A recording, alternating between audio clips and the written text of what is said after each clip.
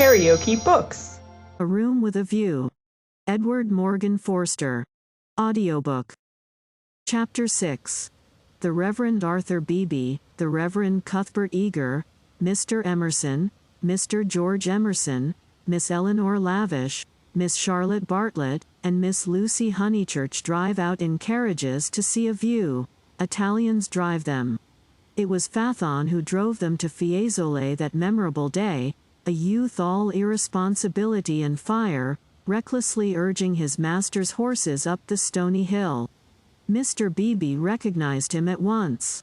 Neither the ages of faith nor the age of doubt had touched him. He was Fathon in Tuscany driving a cab. And it was Persephone whom he asked leave to pick up on the way, saying that she was his sister, Persephone, tall and slender and pale, returning with the spring to her mother's cottage, and still shading her eyes from the unaccustomed light. To her Mr. Eager objected, saying that here was the thin edge of the wedge, and one must guard against imposition. But the ladies interceded, and when it had been made clear that it was a very great favor, the goddess was allowed to mount beside the god. Fathon at once slipped the left rein over her head, thus enabling himself to drive with his arm round her waist. She did not mind. Mr. Eager, who sat with his back to the horses, saw nothing of the indecorous proceeding, and continued his conversation with Lucy. The other two occupants of the carriage were old Mr. Emerson and Miss Lavish. For a dreadful thing had happened. Mr. Beebe, without consulting Mr. Eager, had doubled the size of the party. And though Miss Bartlett and Miss Lavish had planned all the morning how the people were to sit, at the critical moment when the carriages came round they lost their heads, and Miss Lavish got in with Lucy, while Miss Bartlett, with George Emerson and Mr. Beebe, followed on behind. It was hard on the poor chaplain to have his party carré thus transformed. Tea at a Renaissance villa, if he had ever meditated it, was now impossible. Lucy and Miss Bartlett had a certain style about them, and Mr. Beebe, though unreliable, was a man of parts. But a shoddy lady writer and a journalist who had murdered his wife in the sight of God, they should enter no villa at his introduction. Lucy, elegantly dressed in white, sat erect and nervous amid these explosive ingredients, attentive to Mr. Eager, repressive towards Miss Lavish, watchful of old Mr. Emerson, hitherto fortunately asleep, thanks to a heavy lunch and the drowsy atmosphere of spring. She looked on the expedition as the work of fate. But for it she would have avoided George Emerson successfully. In an open manner he had shown that he wished to continue their intimacy.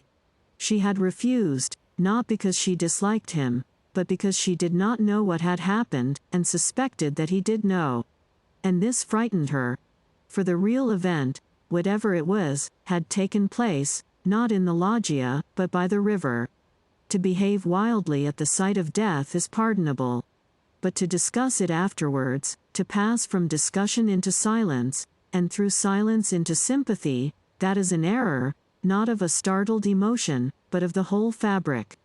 There was really something blameworthy, she thought, in their joint contemplation of the shadowy stream, in the common impulse which had turned them to the house without the passing of a look or word. This sense of wickedness had been slight at first. She had nearly joined the party to the Torre del Gallo. But each time that she avoided George it became more imperative that she should avoid him again. And now celestial irony, working through her cousin and two clergymen, did not suffer her to leave Florence till she had made this expedition with him through the hills. Meanwhile Mr. Eager held her in civil converse. Their little tiff was over. So, Miss Honeychurch, you are traveling? As a student of art? Oh, dear me, no. Oh, no. Perhaps as a student of human nature, interposed Miss Lavish, like myself? Oh, no. I am here as a tourist. Oh, indeed, said Mr. Eager. Are you indeed? If you will not think me rude, we residents sometimes pity you poor tourists not a little, handed about like a parcel of goods from Venice to Florence, from Florence to Rome, living herded together in pensions or hotels, quite unconscious of anything that is outside Baedeker, their one anxiety to get done, or, through, and go on somewhere else. The result is, they mix up towns, rivers, palaces in one inextricable whirl. You know the American girl in Punch who says, "Say, Papa, what did we see at Rome?" And the father replies, "Why, guess Rome was the place where we saw the yaller dog." There's traveling for you. Ha! Ha! Ha! I quite agree, said Miss Lavish, who had several times tried to interrupt his mordant wit. The narrowness and superficiality of the Anglo-Saxon tourist is nothing less than a menace. Quite so. Now, the English colony at Florence, Miss Honeychurch, and it is of considerable size, though, of course, not all equally. A few are here for trade, for example. But the greater part are students. Lady Helen Laverstock is at present busy over Fra Angelico. I mention her name because we are passing her villa on the left. No, you can only see it if you stand. No, do not stand, you will fall. She is very proud of that thick hedge. Inside, perfect seclusion. One might have gone back 600 years. Some critics believe that her garden was the scene of the Decameron, which lends it an additional interest, does it not? It does indeed, cried Miss Lavish. Tell me, where do they place the scene of that wonderful seventh day? But Mr. Eager proceeded to tell Miss Honeychurch that on the right lived Mr. Someone Something, an American of the best type, so rare, and that the somebody else's were farther down the hill. Doubtless you know her monographs in the series of Mediaeval Byways. He is working at Gemistus Pletho. Sometimes as I take tea in their beautiful grounds I hear, over the wall, the electric tram squealing up the new road with its loads of hot, dusty, unintelligent tourists who are going to do Fiesole in an hour in order that they may say they have been there, and I think how little they think what lies so near them. During this speech the two figures on the box were sporting with each other disgracefully. Lucy had a spasm of envy. Granted that they wished to misbehave, it was pleasant for them to be able to do so. They were probably the only people enjoying the expedition. The carriage swept with agonizing jolts up through the piazza of Fiesole and into the Settignano road. "Piano. Piano," said Mr. Eager, elegantly waving his hand over his head. "Va bene, signore, va bene, va bene," crooned the driver, and whipped his horses up again. Now Mr. Eager and Miss Lavish began to talk against each other on the subject of Alessio Baldovinetti. Was he a cause of the Renaissance, or was he one of its manifestations? The other carriage was left behind. As the pace increased to a gallop the large, slumbering form of Mr. Emerson was thrown against the chaplain with the regularity of a machine. "Piano. Piano," said he, with a martyred look at Lucy. An extra lurch made him turn angrily in his seat. Phaethon, who for some time had been endeavoring to kiss Persephone, had just succeeded. A little scene ensued, which, as Miss Bartlett said afterwards, was most unpleasant. The horses were stopped, the lovers were ordered to disentangle themselves, the boy was to lose his pourboire, the girl was immediately to get down. "She is my sister," said he, turning round on them with piteous eyes. Mr. Eager took the trouble to tell him that he was a liar. Phaethon hung down his head, not at the matter of the accusation, but at its manner. At this point Mr. Emerson, whom the shock of stopping had awoke, declared that the lovers must on no account be separated, and patted them on the back to signify his approval. And Miss Lavish, though unwilling to ally him, felt bound to support the cause of Bohemianism. "Most certainly I would let them be," she cried. "But I dare say I shall receive scant support. I have always flown in the face of the conventions all my life. This is what I call an adventure." "We must not submit," said Mr. Eager. I knew he was trying it on. "He is treating us as if we were a party of Cook's tourists." "Surely no," said Miss Lavish, her ardor visibly decreasing. The other carriage had drawn up behind, and sensible Mr. Beebe called out that after this warning the couple would be sure to behave themselves properly. "Leave them alone," Mr. Emerson begged the chaplain, of whom he stood in no awe. "Do we find happiness so often that we should turn it off the box when it happens to sit there? To be driven by lovers, a king might envy us, and if we part them it's more like sacrilege than anything I know."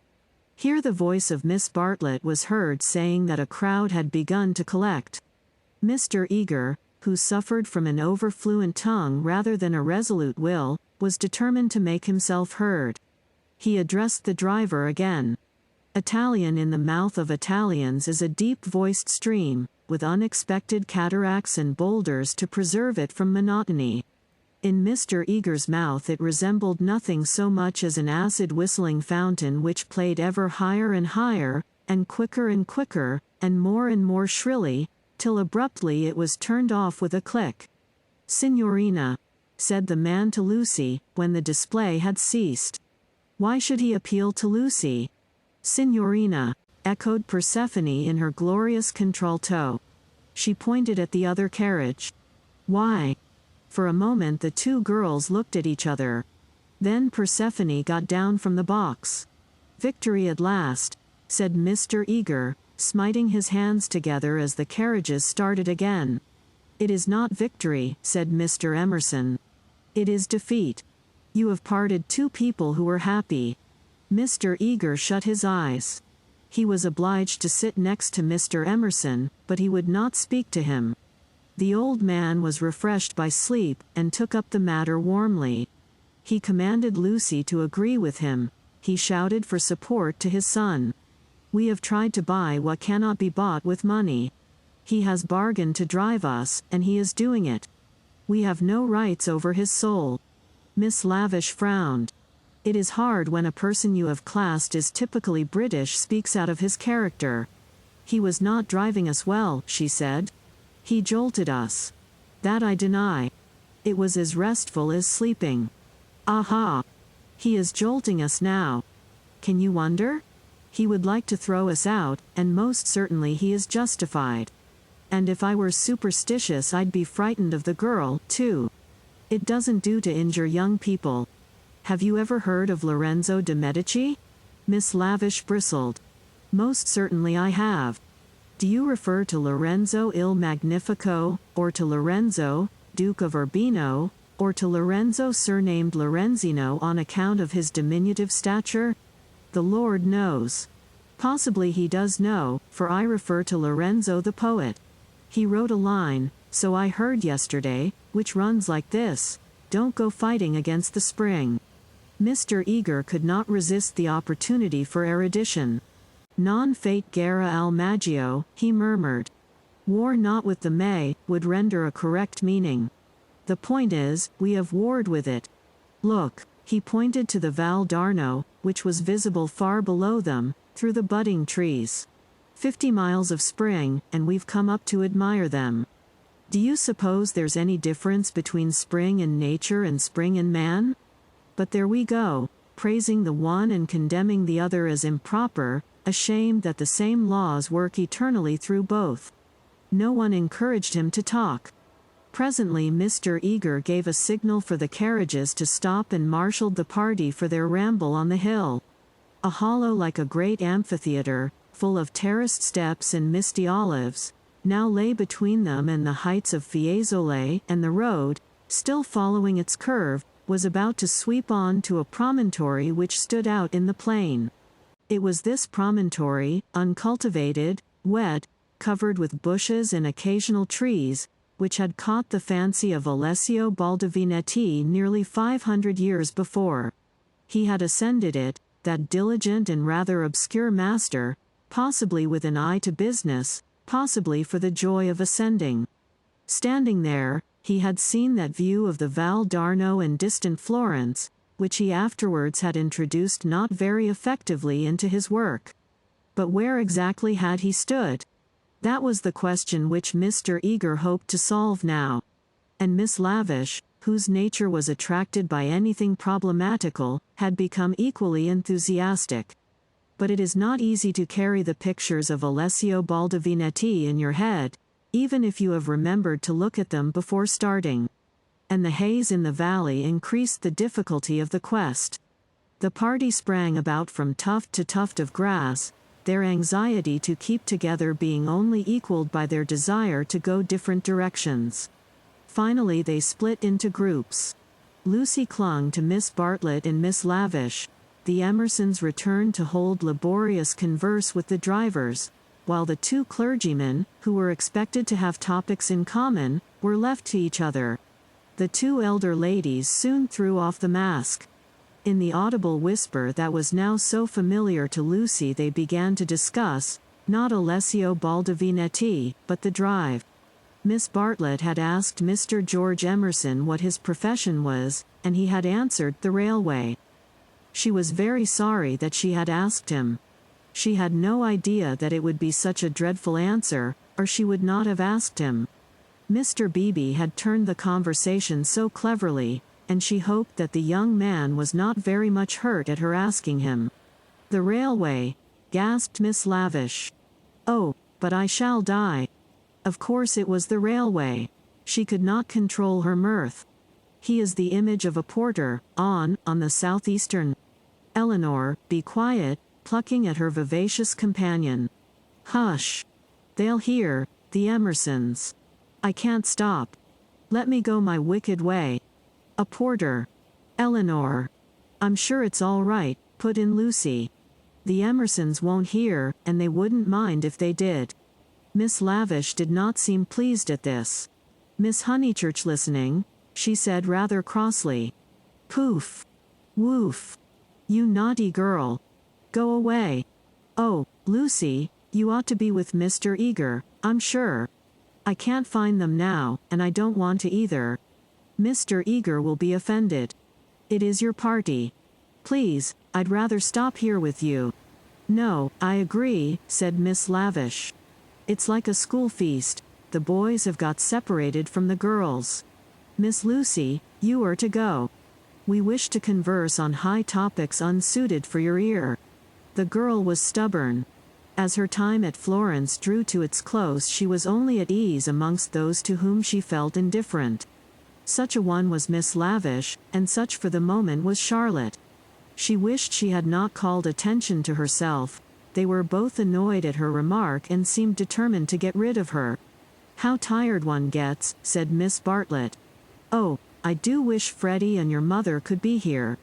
Unselfishness with Miss Bartlett had entirely usurped the functions of enthusiasm. Lucy did not look at the view either. She would not enjoy anything till she was safe at Rome. "Then sit you down," said Miss Lavish. "Observe my foresight." With many a smile she produced two of those mackintosh squares that protect the frame of the tourist from damp grass or cold marble steps. She sat on one. Who was to sit on the other? Lucy. Without a moment's doubt, Lucy. "The ground will do for me. Really I have not had rheumatism for years. If I do feel it coming on I shall stand. Imagine your mother's feelings if I let you sit in the wet in your white linen." She sat down heavily where the ground looked particularly moist. "Here we are, all settled delightfully. Even if my dress is thinner it will not show so much, being brown.